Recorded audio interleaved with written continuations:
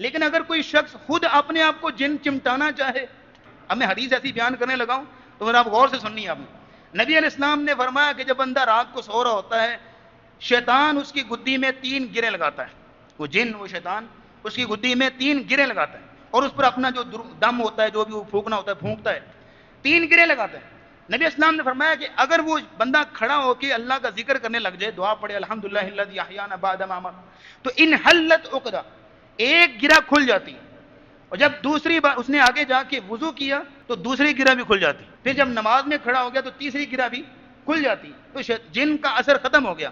لیکن اگر کوئی بندہ مہینوں مہینے روز ہی اٹھتا ہی نہیں ہے تو جن کی گرہ سارا دن رہتی ہے کہ نہیں، اور روزانہ گرہ لگ رہی ہے، یہ تو خود اپنے آپ کو جادو کروا رہے ہیں، یہ خود اپنے آپ کو اثرات کروا رہے ہیں۔ اس لیے یہاں پہ غور کر لیجئے گا، یہ ساری غلطیاں ہم خود کرتے ہیں، پھر ہم جو ہے وہ اس بلیم کر دیتے ہیں کہ یہ معاملہ ہے وہ معاملہ ہے۔ اصل حقیقت یہ ہے کہ الوقایۃ خیر من العلاج، علاج یہ ہے وہ کرنا چاہیے، لیکن اس سے پہلے پرہیز بہتر ہے، پرہیز کر لیا جائے۔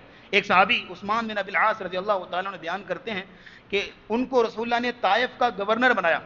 وہ کہتے تھے میں جب بھی نماز پڑھتا ہوں تو نماز مجھے سمجھ نہیں آتی کتنی پڑھی، بھول جاتا ہوں، رکھتے ہیں بھول گیا، جب بھی پڑھنی رکھتے ہیں بھول گیا، قرات بھول گیا، سمجھ نہیں آ رہی۔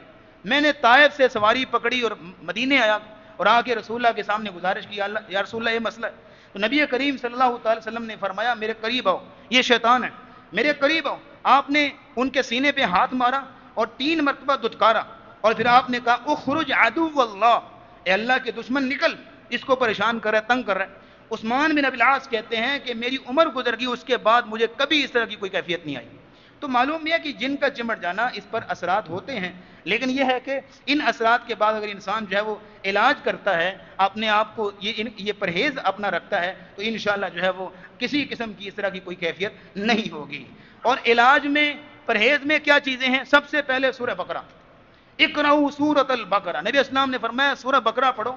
جہاں پہ بھی سورہ بقرہ پڑھی جاتی، گھر میں، مکان میں، فیکٹری میں، آفس میں، کہیں پہ بھی جہاں بھی سورہ بقرہ پڑھی جاتی ہے، ینفر منہ الشیطان، شیطان فوراً بھاگ جاتا۔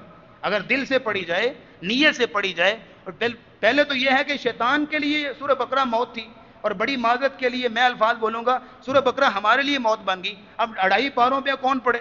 سورہ بقرہ کا نام لے کے ڈرتے ہیں بھائی، اتنی لمبی سورت ہے، ہاں، یہ جبکہ یہ جنوں کے لیے موت تھی، شیطانوں کے لیے موت تھی۔ تو کہا اقرؤوا سورۃ البقرہ۔ پھر یہ ہے کہ آیت الکرسی، آیت الکرسی سے پڑھ کے کیا بات ہو سکتی؟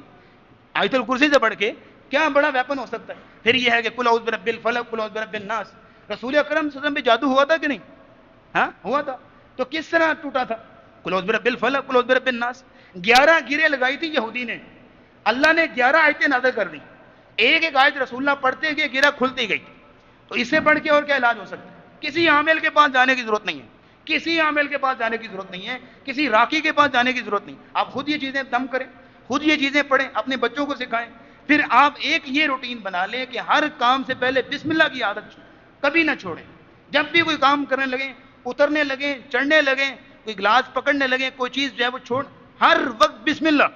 کیونکہ جہاں جہاں بسم اللہ ہوگی، جیسے میں نے شروع میں حدیث آپ کے سامنے رکھی ہے کہ وہ جن دیکھ رہا ہوتا ہے بسم اللہ پڑھ کے گھر میں انٹر ہوا کہ نہیں، اگر تو بسم اللہ پڑھی ہے تو وہ بھاگ جاتا ہے، اگر بسم اللہ نہیں پڑھی تو پھر آپ کے ساتھ ہی آ جائے گا۔ تو بسم اللہ پڑھنے کی جو ہے وہ عادت ڈالنی چاہیے۔ بلکہ اس میں آخری چیز یہ دیکھیے گا کہ اللہ رب العزت نے جو اذکار اور دعائیں دی ہیں ان کو پڑھنے کے لیے بھی طاقت چاہیے۔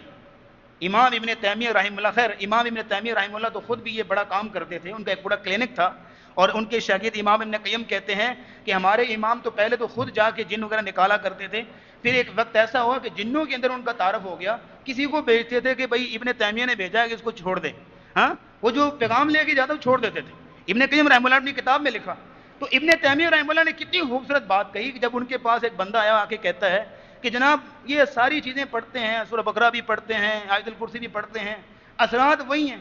تو ابن تیمیہ نے بڑی خوبصورت بات کہی، اسی بات میں بات ختم کروں گا۔ انہوں نے بڑی خوبصورت بات کہی، انہوں نے کہا ایک تلوار ہے، آپ تلوار کسی بچے کو پکڑا دو، کتنے کو لوگوں کو نقصان دے گا، کتنے کو لوگوں کو مارے گا، اور اگر وہی تلوار کسی جنگجو بندے کو پکڑاؤ، ہاں، تو کتنا جو ہے وہ صفایا کرے گا۔